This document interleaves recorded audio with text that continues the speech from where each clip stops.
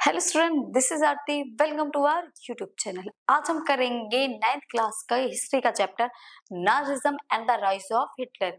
ये जो चैप्टर है हमारा, इसके काफी सारे टॉपिक हम कवर चुके हैं। आज इस वाली वीडियो में हम लास्ट टॉपिक कवर करने वाले हैं।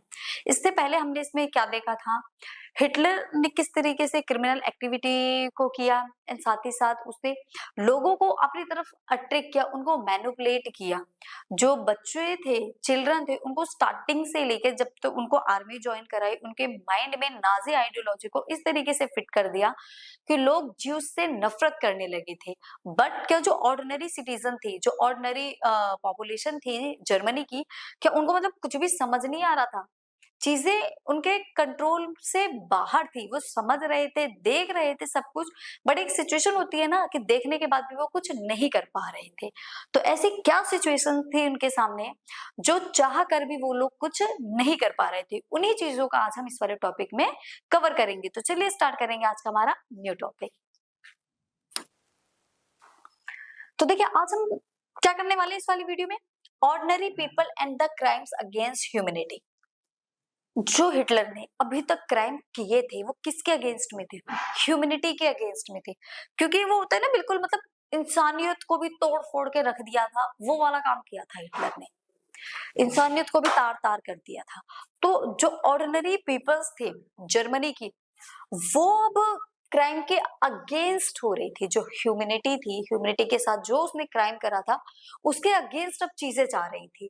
तो क्राइम्स को तो हम कवर कर चुके हैं कि कौन कौन से क्राइम थे, क्या क्या क्राइम करे उसने चिल्ड्रंस के साथ में, और नॉर्मल जो पॉपुलेशन थी जर्मनी की, ज्यूज थे, उनके साथ में। अब ऑर्डिनरी सिटीजन उसके अगेंस्ट में थी तो, बट वॉइस रेज नहीं कर पा रही थी। क्यों? देखते हैं। Adoption of Nazi perspective. Many common people adopt Nazi view point. क्योंकि जर्मनी में रहने वाले जितने भी लोग थे वो सारे के सारे ही नाजी व्यू पॉइंट के फेवर में थे। सब नाजी को ही फेवर कर रहे थे। क्यों कर रहे थे?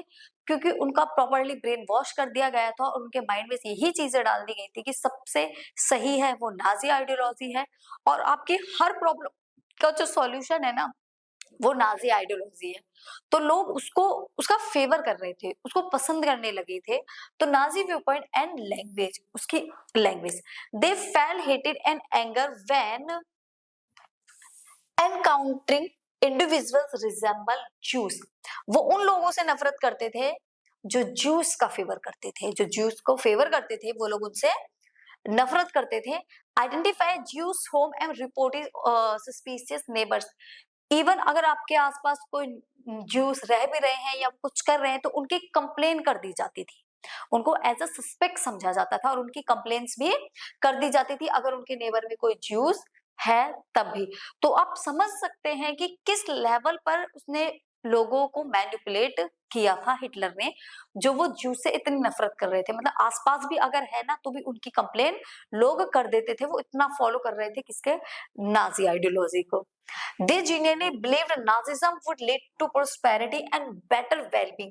लोगों को ये विश्वास हो चुका था कि अगर नाजी है तो सब कुछ पॉसिबल है।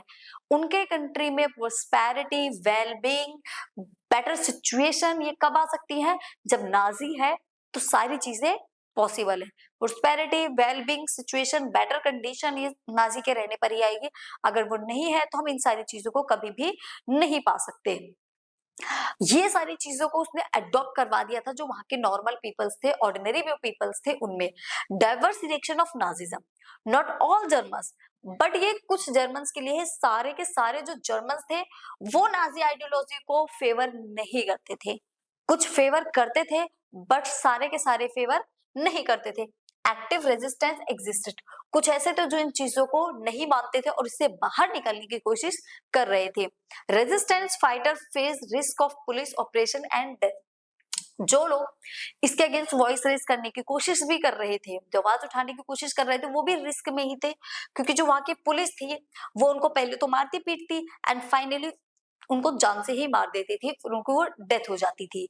तो इसलिए लोग चाह कर भी ना आवाज नहीं उठा पा रहे थे, लोगों को दिख रहा था, समझ रहे थे, कुछ तो नाजिज्म को ही फेवर कर रहे थे, बट कुछ ऐसे थे जर्मनी में जिनको लग रहा था कि भाई ये चीजें बहुत ज्यादा गलत हो रही है, मतलब ऐसा नहीं होना चाहिए, बट वो चाह कर भी कुछ भी नहीं कर पा रहे थे, क्योंकि उनको पता था कि अगर उन्होंने आवाज उठाई या उन्होंने कुछ बोलने की कोशिश करी तो उनको जान से मार दिया जाएगा, क्योंकि हिटलर एक बहुत ही क्रूअल लीडर था, क्रूएलिटी उसमें कूट कूट के भरी हुई थी, तो इसलिए कोई उसके अगेंस्ट वॉइस रेस कर ही नहीं पा रहा था। Majority of Germans acted as a passive bystanders on indifferent observers. Fear and reluctance prevented many from acting, differing, or protesting. Many chose to avert their gaze and remain passive. तो कुछ लोग उसमें क्या चाहते थे, एक्टिंग करते थे, protest करने की भी कोशिश करते थे, चाहते सब कुछ थे बट होता कुछ भी नहीं था, क्योंकि डर था उनको, अगर वो वॉइस रेज करे या प्रोटेस्ट करने की कोशिश करी भी जिन लोगों ने, उन लोगों को भी जान से मार दिया गया। मेजॉरिटी तो हिटलर के फेवर में ही थी, सब उसके फेवर में ही एक्ट कर रहे थे। जैसे echo of silence, echo of silence था, मतलब एको तो थी बट कैसी थी, वो साइलेंटली थी, लोग बोलते थे आपस में, मतलब मेरे बारे में अगर बोलो तो मैं ये नहीं हूं, इस टाइप से वहां पर चीजें तो थी बट साइलेंटली थी। एक थे पैसर न्यूमेलर रिफ्लेक्शन, पैसर न्यूमेलर अ रेजिस्टेंस मेंबर, एक रेजिस्टेंस मेंबर थे, नोटेड डिसकंसर्टिंग साइलेंस, इन्होंने एक फेज दिया, ये पूरा पेस्टर न्यूमेलर ने ही लिखा हुआ है, इन्होंने देखो इसमें क्या लिखा है, ordinary German display an absence of protest despite organized atrocities। जो ऑर्डिनरी सिटीजन्स थे वो डिस्प्लेस करते थे, वो प्रोटेस्ट में कभी पार्टिसिपेट नहीं करते थे। कैसे? Brutal crimes committed within the Nazi empire met with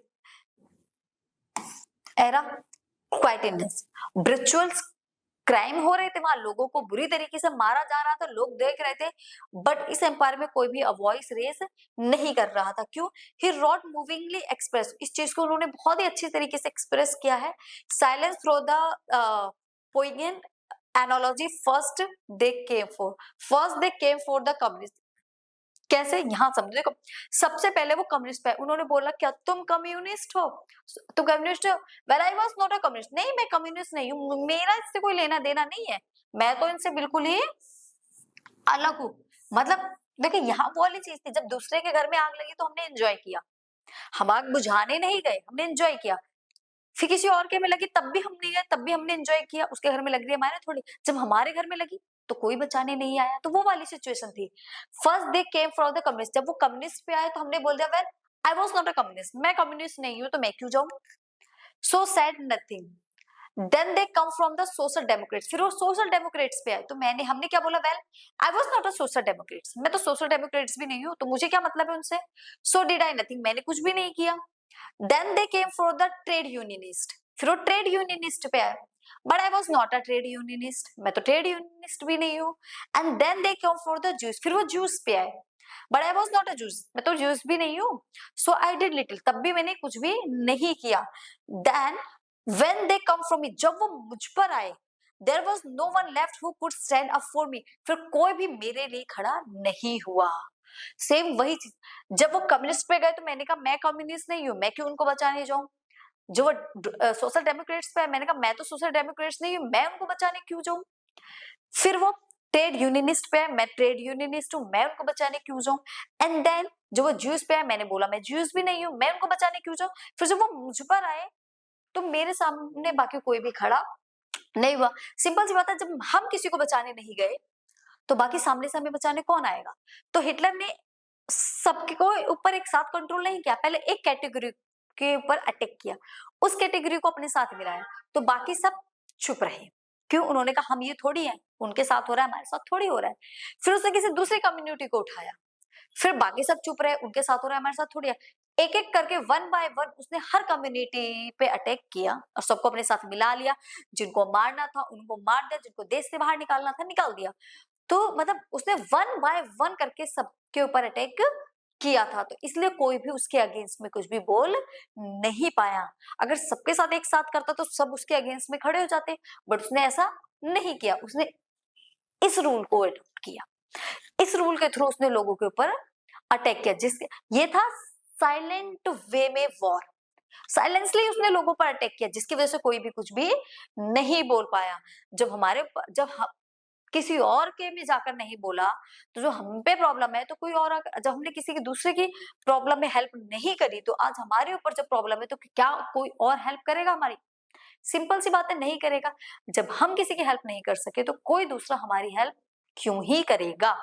तो ये चीज थी किसमें? हिटलर के टाइम में। तो इसलिए लोगों ने एक दूसरे की हेल्प नहीं करी। लोग जानते थे, समझते थे, बट फिर उसकी पावर इतनी बढ़ गई कि कोई उसके सामने बोल ही नहीं पाया। Juice experience in dream, juice अपने सपनों में भी ना वही सोच रहे थे जैसा नाजी ने उनको बना दिया था। वो खुद को भी वही मानने लगे थे जैसा हिटलर उनको मानता था। Charlotte Beradt recorded people's dream, Charlotte Beradt थे जिन्होंने लोगों के ड्रीम को रिकॉर्ड किया था, लोगों के सपने को रिकॉर्ड किया था, कन्वर्टली पब्लिश, और बाद में इसको पब्लिश किया द थर्ड रियाके ऑफ ड्रीम्स। बाद में द थर्ड रियाके ऑफ ड्रीम्स के नाम से ये फेमस हुई है, पब्लिश की गई है। How Jews themselves began believing in the Nazi stereotypes about themselves, Jews कैसे खुद को सेम समझने वैसा समझने लगे जैसा नाजी ने उनको बना दिया। कैसे समझने लगे? जब बार बार एक को बोला जाएगा तुम बुरे, तो खुद को उसको ऐसा लगेगा यार मैं तो बुरा ही हूँ। दे ड्रीम इट डिस्पिसाइड हुक्ड नोज, उनको बोला गया तुम्हारी नोज तो टेढ़ी है, डार्क हेयर, हेयर आपके डार्क है। Juice features and body movements, उनके बॉडी मूवमेंट्स के बारे में बात करी गई, उनके हेयर के बारे में बात करी गई, उनकी टेढ़ी हुक्ड नोज के बारे में बात करी। वो खुद को भी ऐसा समझने लगे हमारी हुक्ड नोज है, डार्क हेयर है, हमारा बॉडी मूवमेंट ठीक नहीं है। ज्यूस खुद को ही ऐसा समझने लग गए थे, मतलब उनके माइंड में ये चीजें बैठ चुकी थी। वो गैस चैम्बर तक जाने से पहले ना वो तिल तिल करके वहीं मर रहे थे अपने घरों पर। President stereotypical image from Nazi media place the subconscious, मतलब उनका जो सबकॉन्शियस माइंड था ना, वो नाजी के आइडियोलॉजी को एक्सेप्ट कर चुका था।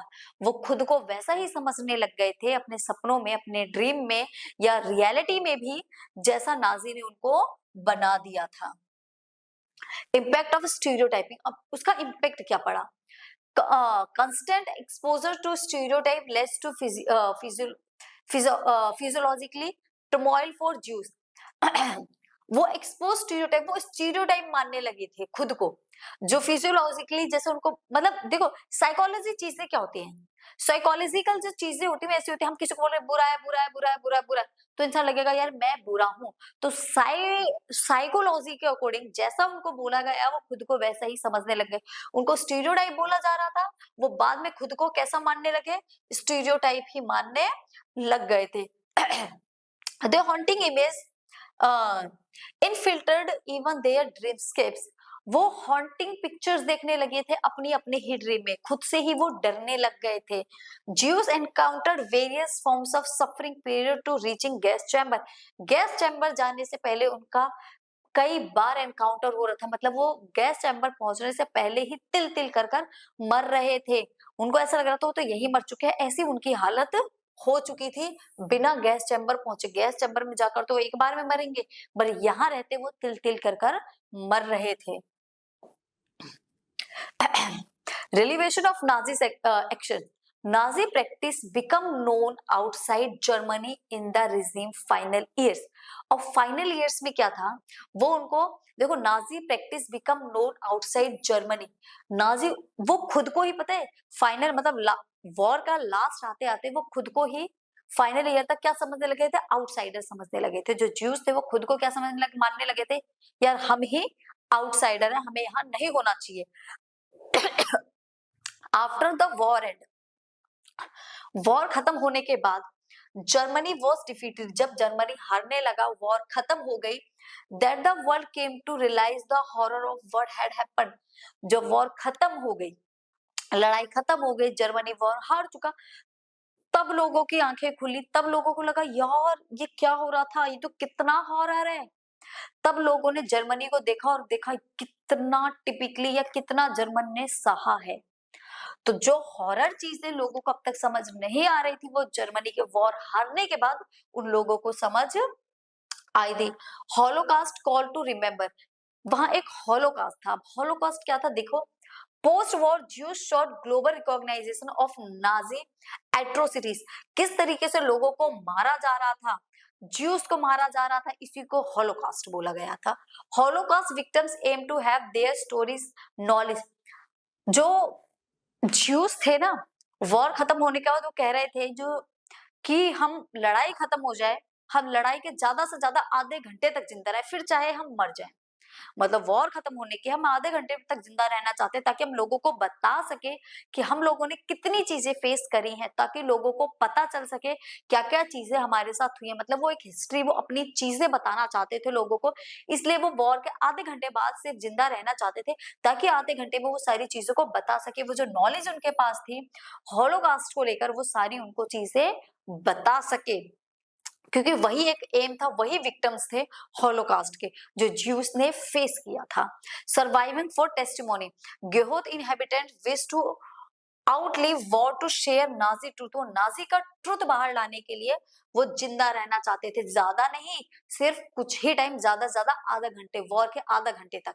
Many ghetto and camp resident had to the same determination.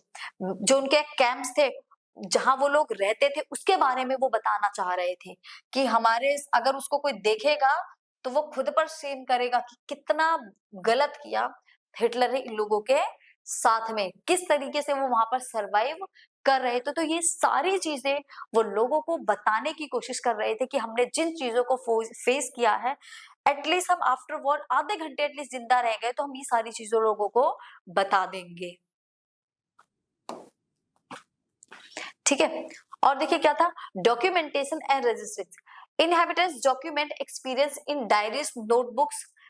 जो उनकी चीजें थी ना, वो डायरीज में, नोटबुक्स में लिखी हुई थी। लोग डायरेक्ट तो नहीं बोल रहे थे, लोग डायरेक्ट प्रोटेस्ट तो नहीं कर रहे थे, बट नोटबुक में चोरी छिपे वो लिख रहे थे सारी चीजों को, जो बाद में जब आफ्टर वॉर जब ये सारी चीजें बाहर आई, लोगों ने पढ़ी, तब उनको देखा। इंग्लिश में आपकी एक स्टोरी है एनी फ्रैंक, वो भी इसी टाइम की स्टोरी है। एनी फ्रैंक की जो डायरी है, उसने भी ऐसे ही छुपके से स्टोरी को लिखा है। तो लोगों ने डॉक्यूमेंट बनाए, चुपके से एक्सपीरियंस किया, डायरीज लिखी, नोटबुक लिखे, सामने नहीं, सामने लिखते तो पकड़े जाते, तो चोरी छिपे वो इन चीजों को सबको नोट डाउन कर रहे थे। Counteracted attempts to erase Holocaust history, पूरी की पूरी हॉलोकास्ट हिस्ट्री को लिख दिया। एफर्ट्स टू हाइड एविडेंस, फिर जो नाजी के सपोर्टर्स थे, जो नाजी के सपोर्टर्स थे, वो एविडेंस को हाइड करने लग गए, एविडेंस छुपाने लग गए, ताकि हमारे बारे में ना पता चल जाए। जो नाजी के सपोर्टर्स थे, नाजी को फेवर कर रहे थे, उनको पता था अब जर्मनी तो वॉर हार चुका है, अब ये लोग हमारे साथ वही करेंगे जो हमने इनके साथ किया है। तो इसी के चलते वो एविडेंस को छुपाने लगे, ताकि किसी के हाथ ना लग जाए। नाजी डिस्ट्रीब्यूटेड पेट्रोल, नाजी लोगों को पेट्रोल डिस्ट्रीब्यूटेड करने लगे टू डिस्ट्रॉय इनक्रिमिनेटिंग एविडेंस। जो भी क्रिमिनल या क्राइम के एविडेंस थे, उनको मिटाने के लिए, उनको जलाने के लिए पेट्रोल डिस्ट्रीब्यूट किया जाने लगा। Aimed to eliminating trace of their crimes as defeated near. जैसे जैसे वो वॉर के पास आ रहा था जर्मनी, वो सारी चीजों को खत्म करने के लिए रेडी थे नाजी को लोग। Legacy of holocaust, holocaust history lives through various forms of world wide. Holocaust एक ऐसी हिस्ट्री का पार्ट था जो आज तक ना कभी हुआ है ना कभी होगा। उसकी चीजें मेमोराइज थी, फिक्शन से documentary, memorials and museum in many parts of the world today. आज भी हम इन सारे हॉलोकास्ट की जो कुछ पार्ट्स है, आज भी हम उनको देख सकते हैं वेरियस फॉर्म में, जैसे डॉक्यूमेंट्रीज में, मेमोरीज में, म्यूजियम्स, मेमोरियल, फिक्शन, इन सारी चीजों में आज भी हम उसको म्यूजियम वगैरह में देख सकते हैं। Reminders of resistance, collaboration and silence teach importance lesson. ये सारी चीजें हमें एक बहुत ही इंपॉर्टेंट लेसन देकर जाती हैं कि हमें कभी भी किसी की बातों में इस तरीके से नहीं फंसना चाहिए। तो ये था आफ्टर वॉर उनकी क्या सिचुएशन रही थी, लोगों ने मरने से पहले सारी चीजों को बताया। और जब लोग मरे भी नहीं थे, जिंदा भी थे, तो वो सामने जब खुलकर नहीं बोल पा रहे थे, तब वो लोग क्या कर रहे थे, चुपके चुपके अपनी डायरियों में नोट कर रहे थे नोटबुक बना रहे थे, प्रॉपर डायरिया लिख रहे थे कि उन्होंने किन चीजों को फेस किया है। तो इसमें जब हिटलर को लगा कि अब उसकी गवर्नमेंट हाथ से गई, जर्मनी वॉर हार गया, तो उसने अपने कुछ मिनिस्टर्स को ले जाकर अपने ही गैस चैम्बर में सुसाइड कर लिया था और हिटलर के मरते ही सब आजाद हो गए। तो यहाँ जो हेलमेट की स्टोरी आपने स्टार्टिंग में पढ़ी थी, अब उसको थोड़ा सा कनेक्ट करते हैं। अब देखो, जर्मनी वॉर हार गया, हेलमेट के जो फादर थे वो इसलिए सुसाइड कर लेते क्योंकि उनको पता था कि अब जर्मनी तो वॉर हार गया, अब वो लोग जिनके साथ हमने बुरा किया था वो लोग हमें उसी तरीके से ट्रीट करेंगे, हमें मार देंगे, तो वो हमें मारे इससे पहले ही हेलमेट के फादर ने खुद को मार लिया था, क्योंकि वो नाजी के सपोर्टर थे, नाजी को सपोर्ट किया करते थे। इसलिए वो लोगों से ना मरना चाहकर उन्होंने खुद ही सुसाइड कर लिया था। तो ये पूरा का पूरा आपका चैप्टर था, Nazism and the rise of Hitler. इसमें आपने हिटलर की पूरी लाइफ को देखा, किस तरीके से हिटलर का राइज होता है, एंड उसके बाद सेकेंड वर्ल्ड वॉर होती है, सेकेंड वर्ल्ड वॉर में जो हिटलर होता है वो वॉर हार जाता है, और लोगों को किस तरीके से मैनिपुलेट किया, अपनी तरफ अट्रैक्ट किया, और कैसे एक क्रूअल लीडर बना, वो पूरी हिस्ट्री का अभी तक का। ठीक है, तो ये हमारा चैप्टर था जो कि यही फिनिश होता है। आई होप आपको ये चैप्टर बहुत ही अच्छे से क्लियर हो चुका होगा। तो आज के लिए इतना ही, बाकी फिर हम मिलेंगे नेक्स्ट वीडियो में और एक नेक्स्ट चैप्टर के साथ। तब तक के लिए bye bye, tata, take care, फिर मिलेंगे एक न्यू चैप्टर के साथ।